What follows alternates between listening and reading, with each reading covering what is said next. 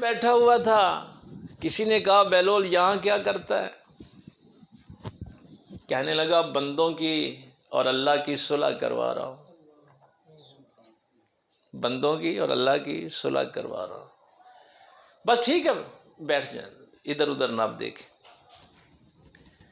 تو اس نے کہا کہاں تک بات پہنچی؟ اس نے کہا اللہ تو مانتا ہے لیکن بندے بڑے سرکش ہو گئے، یہ نہیں مانتے، بندے نہیں مانتے۔ تھوڑے دنوں کے بعد دیکھا کہ قبرستان میں بہلول بیٹھا ہے۔ وہ شخص پھر قریب سے گزرا، اس نے کہا بہلول قبرستان میں کیا کر رہا ہے؟ کہنے لگا وہی کام کر رہا ہوں، اللہ کی اور بندوں کی صلح کروا رہا ہوں۔ اس نے کہا بات کہاں تک پہنچی؟ اس نے کہا معاملہ الٹ ہو گیا ہے، اب بندے مانتے ہیں لیکن اللہ نہیں مانتا، اب یہ قبروں میں پڑے رو رہے ہیں، اب یہ کہتے ہیں کہ ہمیں صلح کرنی ہے لیکن اب اللہ نہیں کرتا۔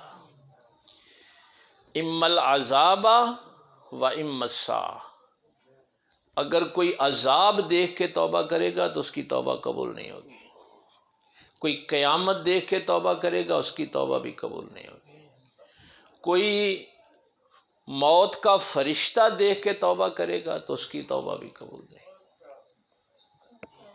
توبہ کا وقت اس سے پہلے پہلے ہے۔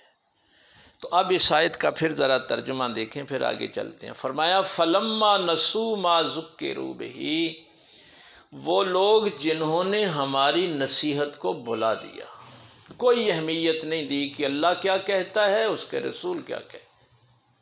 رسولوں کے ذریعے سے ہم نے نصیحت تم تک پہنچائی تھی اور تم نے اس کو کم تر سمجھ کے چھوڑ دیا۔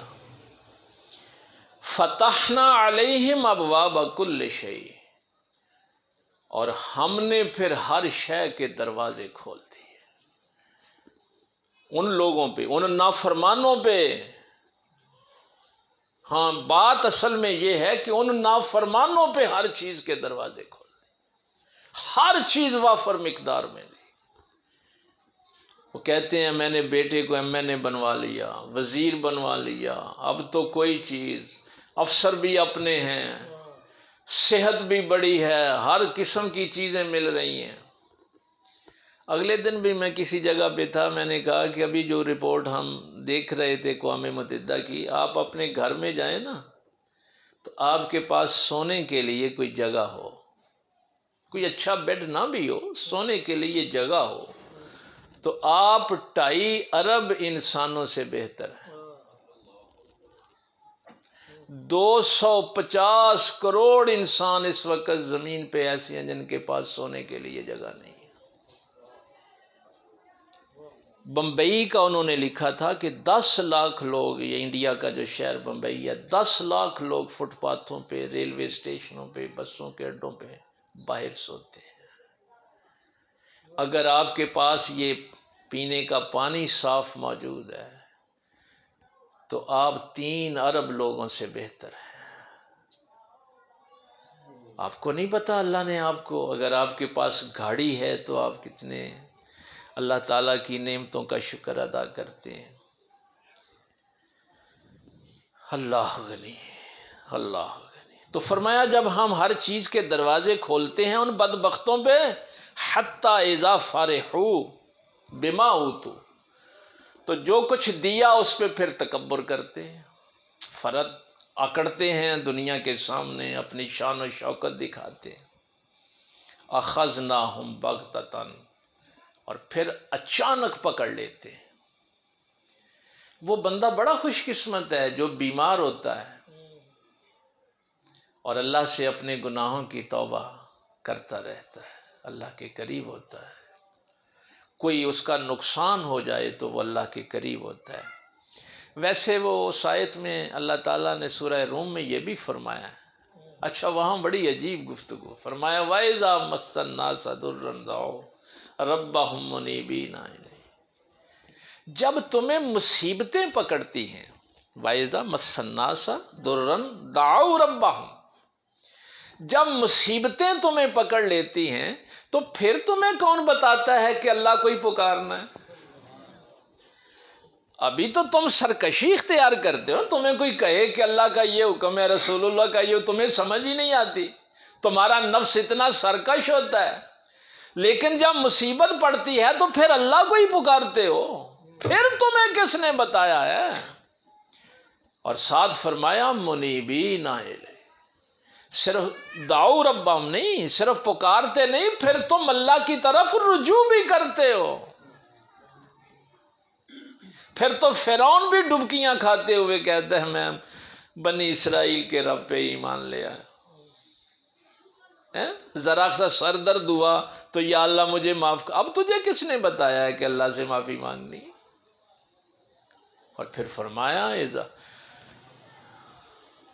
جب ہم اپنی رحمت کا مزہ چکھاتے ہیں، اذا فریق منہم، ان میں سے ایک فریق جو ہے وہ پھر شرک شروع کر دیتا ہے، پھر اس کا نفس جو ہے وہ غالب آ جاتا ہے۔ تو یہ کیا طریقہ ہے کہ تم میرے نبی کی نصیحتوں کو بھی بلا دیتے اور پھر یہ اس طریقے سے ہم پکڑتے؟ اذا ہم مبلسون، اب یہ مایوسی کی وہ گھڑی ہے کہ جب اچانک پکڑتے ہیں، کوئی آگے نہیں ہوتا، کوئی پیچھے نہیں ہوتا۔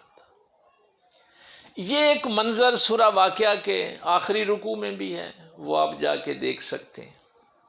ہماری میڈیکل سائنس یہ کہتی ہے، ایک تو یہ اندر کا روحانی معاملہ ہے نا کہ روح کیسے نکلتی ہے، یہ اچانک پکڑنے والی بات صرف آپ کو بتانے لگا کہ اچانک کیسے پکڑ لیتے ہیں، اور پھر کوئی پرسان حال نہیں ہوتا۔ یہ جو ظاہر ہے انہوں نے تو میڈیکلی دیکھا ہے ان چیزوں کو، وہ کہتے ہیں کہ یہ جو اجل کا وقت ہوتا ہے نا، موت کا وقت ہوتا ہے، یہ صرف 3 منٹ لگتے ہیں۔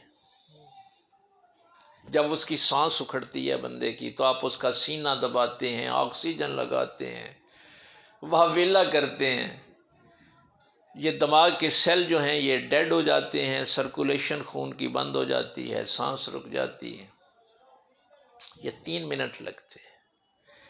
لیکن سائنسدانوں نے جو مشاہدہ کیا ہے وہ کہتے ہیں کہ یہ 3 منٹ اتنے اہم ہوتے ہیں کہ ایکسٹرا آرڈنری ایکٹیویشن ہوتی ہے دماغ کے اندر، اور اس کے دماغ کے سیل خلیے اتنی تیزی سے حرکت کرتے ہیں کہ وہ 3 منٹوں میں 3 گھنٹے کی فلم دیکھتا ہے۔ یہ جو سائنسدانوں نے انسانی دماغ کا مشاہدہ کیا ہے۔ اچھا، اصل میں یہ 7,000 لوگوں پہ انہوں نے تجربہ کیے، وہ کہتے تھے کہ ہوا اصل میں یہ تھا کہ کئی لوگ تھے جب ان کے یہ وقت آتا تھا نا تو ظاہر ہے دماغ ایکٹیو ہو جاتا، تو پھر وہ مسکرانا شروع کر دیتے تھے، کچھ لوگوں کے چہروں پہ وحشت طاری ہو جاتی تھی، ڈر اور خوف طاری ہو جاتا۔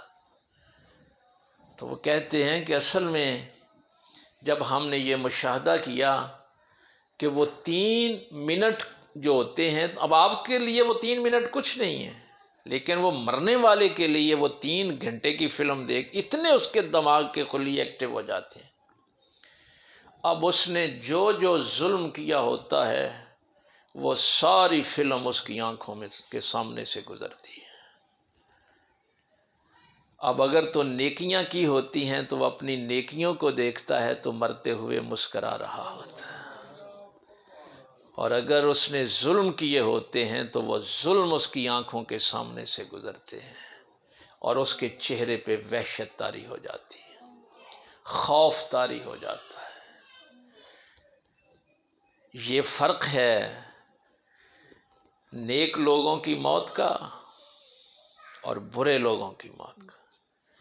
تو یہ ہے جب وہ اچانک پکڑتا ہے، 2-3 منٹ لگتے ہیں، ادھر برزخ کی آنکھ کھل جاتی ہے، ملک الموت سامنے ہوتا ہے، اب کہتا ہے وَلَوْ تَرَىٰ إِذْ وُقِفُوا عَلَى النَّارِ فَقَالُوا يَا لَيْتَنَا نُرَدُّ، یا اللہ مجھے ایک دفعہ پھر دنیا پہ بھیج، فَلَا نُكَذِّبَ بِآيَاتِ رَبِّنَا، اب ہم اپنے رب کی آیتوں کو نہیں جھٹلائیں گے، وَنَكُونَ مِنَ الْمُؤْمِنِينَ، اور مومن بن کے رہیں گے۔